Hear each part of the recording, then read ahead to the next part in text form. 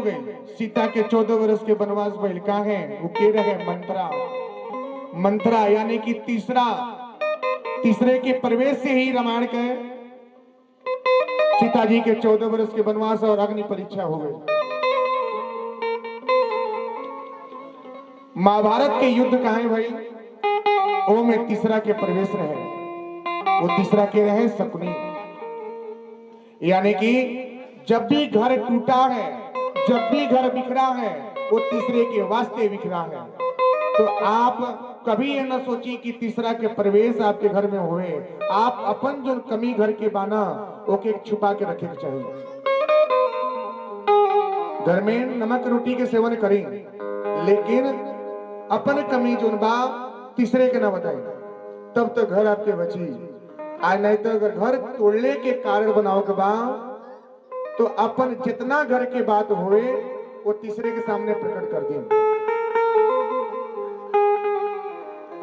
तो ऐसा ना करे जला, ऐसा जे करी वो के घर टूटेला। भगवान शंकर जी के भी खूब बढ़िया प्रेम चलता, लेकिन देखिए एवं में परीक्षा के घड़ी बा। तो घड़ी का बा भगवान शंकर जी अपने तपस्या में लीन बाने। नारद जी के प्रवेश होता, भगवान शंकर जी के सामने जाकर के बोलने की प्रणाम, आशीर्वाद भी मिलल और पूछत निका ये बताएं पार्वती मैया आपसे कितना प्रेम करी ले। देखिए प्रेम जो शब्द माने बहुत पूजनीय होला। प्रेम के अर्थ अगर समझ लिया जाए ना तो समझ जाए कि सब कुछ मिल गई। अब जा करके भगवान शंकर जी से नारद जी पूछनी का कि आप पार्वती मैया आपसे कितना प्रेम करी ले। भगवान शंकर जी कहत नहीं का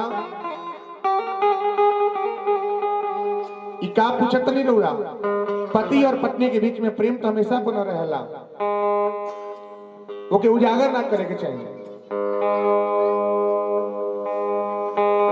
हम तो बहुत प्रेम करी ले। यह बात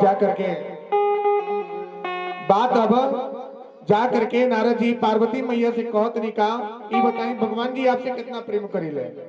देखिए तीसरे का प्रवेश होता और तीसरे के चलते देखिए कितना लंबा एक कथा बनता। आप सब खूब प्रेम से बैठ के सुनी सब। जल यात्रा बा और जल के पूर्ण फल के प्राप्ति तबे हुई जे जल भर के आयल बा, कलश लेके आयल बा।